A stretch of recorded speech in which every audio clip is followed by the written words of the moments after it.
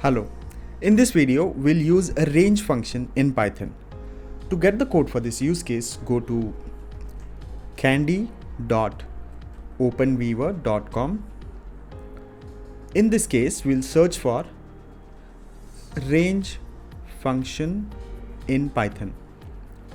Hit find to see all the available code snippets. We'll go with the top result as it matches our query.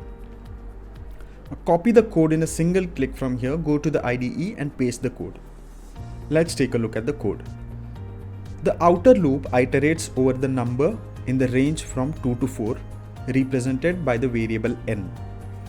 The inner loop iterates over the number in the range from 2 to n plus 1, represented by the variable x. And inside the inner loop, the code prints the value of n and x using the print function. Let's run the code now. And you have used range function in Python.